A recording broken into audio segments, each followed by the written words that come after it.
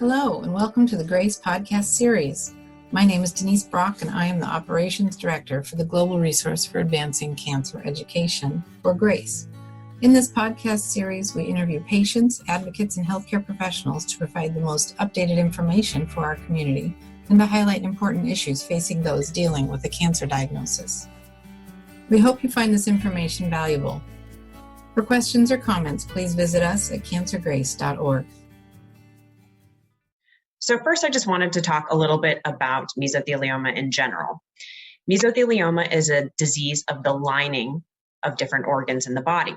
So the lining of the lung is called the pleura, the lining of the abdomen called the peritoneum, or there are two other linings that are rarely involved, including the tunica vaginalis, which is part of the testes, and the pericardium, which is the lining of the heart. Any of these can be involved with mesothelioma. There are approximately 3,200 cases in the United States yearly, and that's about one new case per 100,000.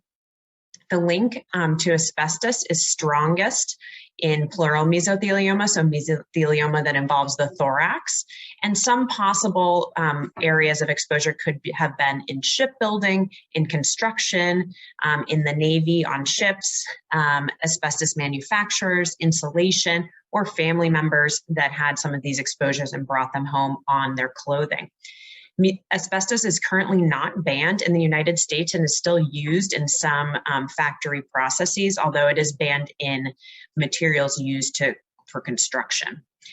There's a very long latency period between exposure to asbestos and development of mesothelioma, and everyone that's exposed to asbestos does not develop mesothelioma. You can also develop benign, so not cancerous, plaques along the pleura, along the lining of the lung that are not mesothelioma. But the mesothelioma does take about 20 to 50 years to develop if there is an exposure that leads to it.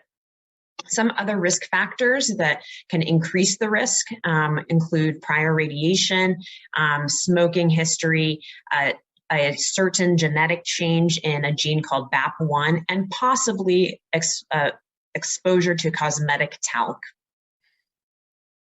So where is mesothelioma a problem? In the United States, there are still many former asbestos mines in Montana, New Jersey, North Dakota, California, Nevada. I highlighted here two that are close to where I work in Philadelphia, very close by. Internationally, Australia and the UK still have very high caseloads, and Russia still has a problem as they continue to mine asbestos.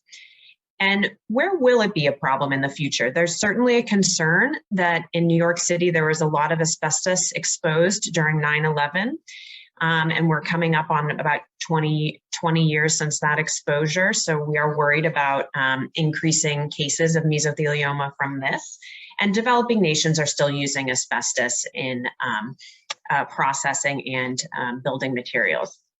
There also recently was an article about asbestos in Philadelphia schools, so certainly old buildings that haven't had full remediation. The picture on this slide is actually from Ambler, Pennsylvania. These were the White Mountains of asbestos there. And at the time, children used to go and play on them, and when they didn't really know the problems with asbestos. Thank you again for joining us. This podcast was made possible by the generosity of sponsorship from our friends at Lilly and Exelexis. Please like and follow us on Facebook and Twitter. Send us feedback, share your story, donate, and visit us for more information at cancergrace.org. Thank you for listening.